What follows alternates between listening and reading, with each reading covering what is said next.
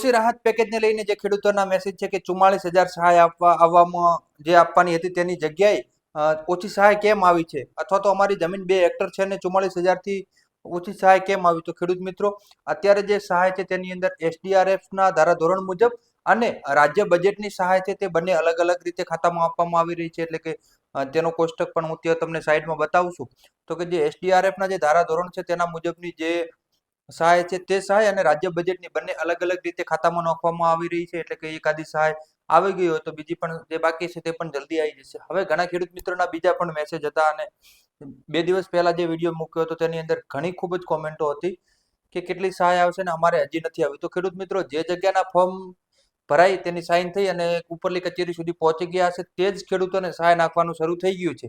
એટલે કે કાં તો તમારા ગામમાંથી હજી ત્યાં ફોર્મ નહીં પહોંચ્યા હોય, અથવા તો તમારું કોઈ પણ કારણસર તમે હજી સાઈન નહીં કરી હોય, અથવા તો ત્યાં ફોર્મ પહોંચ્યા પછી પણ જે પહેલા ફોર્મ આવ્યા છે તેમનું સહાય નાખવાનું ચાલુ છે.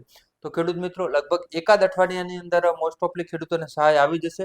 અને જે હજી કોઈ ખેડૂત મિત્રો બાકી રહી ગયા હોય તો તેમને જે ફોર્મ ભરવાના ચાલુ છે તે મિત્રોએ પણ જલ્દીથી ફોર્મ સબમિટ કરી દેવા.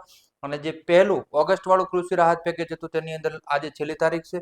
તો તે ખેડૂત મિત્રોએ પણ શક્ય હોય તો આજે ફોર્મ સબમિટ કરી દેવા. અને ત્યાં જે વાવ-થરાદ, પાટણ, પંચમહાલ, જુનાગઢ અને કચ્છ જિલ્લાના ખેડૂતોને પણ ઘણા ખેડૂત મિત્રોને સહાય જમા થઈ ગઈ છે.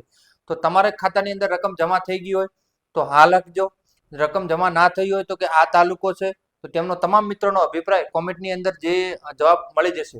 તો ખેડૂત મિત્રો, અમારી આપ ઇન્સ્ટાગ્રામ પેજ અને ફેસબુક આઈડીને ફોલો કરો અને યુટ્યુબની અંદર બનાસની ખેતી ચેનલને સબસ્ક્રાઇબ કરો અને તેની બાજુમાં આપેલું બેલનું આઇકોન છે તે અવશ્ય દબાવો. આભાર.